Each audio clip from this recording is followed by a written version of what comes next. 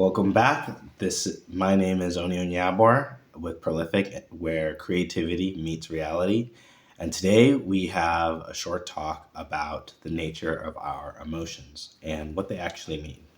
So, a lot of the time when we are writing emotions, right, in society, emotions are often told to be controlled and something that we ought not to be exploring and understanding. But we obviously know that emotions are important, right? But I think especially when we have like negative emotions like anger, jealousy, envy, disgust, we don't necessarily discuss why we feel those emotions and why they're important. Obviously, when we're writing stories and plots, we need to understand why negative emotions are important, as well as the best way to influence them. So, we're just going to do a rundown of what each of the emotions means, why we feel them, and what is the actual language that's being decoded, right? Because emotions are the language of our subconscious, right? The deeper conscious mind that is controlling about 95% of our reality. And it's the underlying framework upon which everything else we're doing is made of. And our conscious mind can influence these things, but honestly, the patterns we have to be resolved at an emotional level, not just an intellectual one. So, getting into it, let's start with just the bottom of all the negative emotions, and that is shame.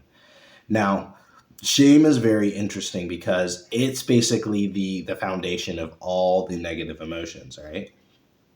And shame is coming from a foundational disconnect from your sense of source, your sense of love, your sense of community, right? So when you feel that you've done something that makes you unworthy of love or something that makes you unworthy of community, you feel shame. And that is a disconnection from that sense of safety and security, right? That ultimately love creates. And so you see that love and shame exist at these two opposite spectrums, that as we move away from shame, we move closer to love, right? And so the next feeling we typically feel in that is going to be guilt.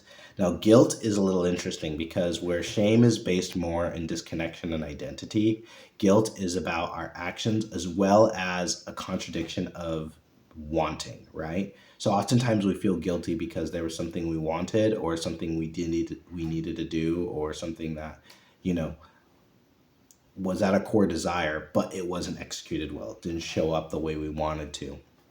And usually guilt is telling us about something we want, but how different things are contradicting and colliding with each other, right? So oftentimes that's what guilt is coming. Like, oh, I stole this thing because I wanted to eat bread, but I feel bad because I stole, you know? And so uh, we see this is the confluence of what guilt kind of relies upon. Now, the next one after that we have is apathy. Now, apathy, I would say, is where probably like 85, 90% of people exist. That's their like normal baseline. Apathy is where I'm so detached from my own desires. Like I feel them, but I'm so detached from my own desires that I'm not really living by them. So I kind of have to live in sort of mediocre, detached way. But it's apathetic, it's not neutrality, because oftentimes apathy comes from just not caring about something, right? And it's kind of like the rule of cool. And so we see that as we move up from apathy, we begin to move from a less neutral place and we start moving more into our desires, right? And so from apathy, you're going to start feeling a sense of anxiety, right? You're going to start feeling grief, right? So grief can be like intense bouts of depression, right? And so grief is usually when we're mourning something, when we're saying goodbye to something, but it's not sadness, right? Because sadness is actually more in connection with love, that we feel at a higher end of the spectrum. So grief is similar to sadness, but it's not quite the same, because grief is more that where anxiety is coming from knowing something we need to be doing. Grief comes from being tired of doing something that you have been doing. And oftentimes it's also the way we mourn and let go of things that aren't working, right? Because now we're stepping into the next vibration after grief, which is desire. And so when we start stepping into desire, we start getting more clear about what it is we want and something that we actually like have a desire for. But actually, I figure out before desire, though, you're going to actually start feeling fear. right? Because fear, once you get out of grief, is basically the motivating factor. What fear is, it means that essentially there is an excitement, there is a need to move, right? But you haven't necessarily identified the desire yet. And oftentimes fear is just like, oh, there's something going to hurt me. I need to move.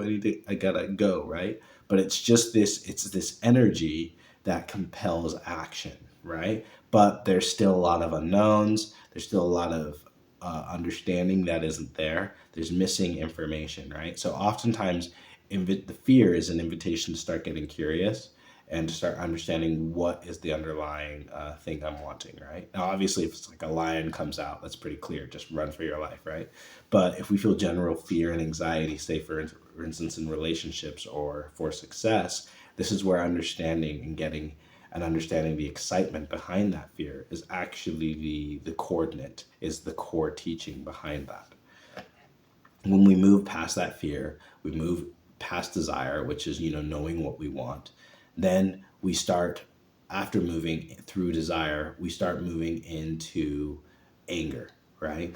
Now, typically, anger comes after we've achieved a level of clarity, right? Because that's all anger really is. It just means that some type of boundary, some type of understanding was understood, has come to an understanding. There's a clarity.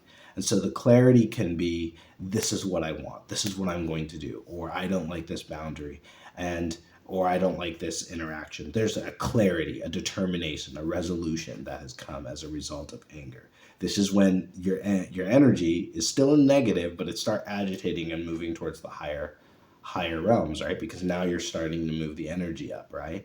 And so after that, you're going to start feeling a sense of pride. Now, pride is where you might feel feelings like disgust. You might feel feelings like contempt, which is where you see yourself as being better than something, or you might feel like something isn't good and isn't matching with you. Disgust, especially, is when we feel like we take in something that isn't very good for us and is toxic.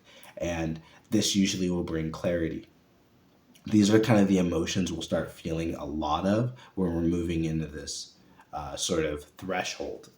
As we start approaching the threshold of negative emotions into neutral and positive emotions.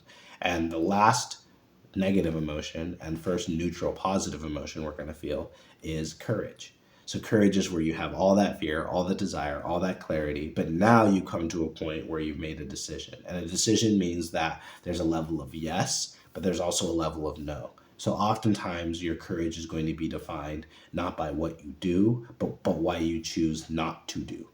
And by having all these habits, fears, and things that you did before and were humoring in your old vibration, you are no longer doing those things. And so as we step away from these more negative, harder emotions, we start stepping into courage. But the emotions don't necessarily get easier, but they start getting more simple, right? A purity to the level of the emotions as we start moving into the more neutral emotions, because now there's a level of clarity in terms of our thinking, right? Because now the emotions that we feel from this interfere less with our sort of biology and our feelings and more in our thinking, right? This is where we can say, like, I feel like someone is saying or doing something. This is where our intuition starts coming online, because that energy is no longer being blocked by these lower realms, because we're having clarity and we're taking courage on that clarity. So these are basically the realm, the spectrum of negative emotions you're going to feel. And then you're going to feel courage. And then obviously at the end, you're going to go through all these neutral emotions, which we'll cover in another video. But those are essentially about thought patterns and ways we integrate higher level emotions so we can start feeling things like love and joy, which ultimately love and joy is the full acceptance of all of those emotions, which allows a container and sort of an ecosystem for healing and safety. And what that does is it naturally allows you to express and become a stronger version of yourself, right? So one of the strongest evidences of love in your life is going to be that you are growing and that you are healing and that you are advancing and having, positive experiences. Now, that's going to be proportional to the level of love you give, but also to the proportional to the love you receive. So moving into these emotions is pretty rare. Like in terms of people living at and stepping into courage, this is like maybe 10% of people are ever stepping into that, and consistently living at that state, even less. So, not very many people are moving past apathy through fear all the way into a stable courageousness. So, even just getting this far, you're already going to start seeing some deep separation between you and the multitudes around you. Anyway, that's sort of a lowdown on all the negative emotions you have been avoiding. Um, but as you know that each of those emotions are trying to tell you something, and if you know what they're telling you, then you know what to do. So this is Oni Onyaber with Prolific. Stay happy, stay healthy. Peace.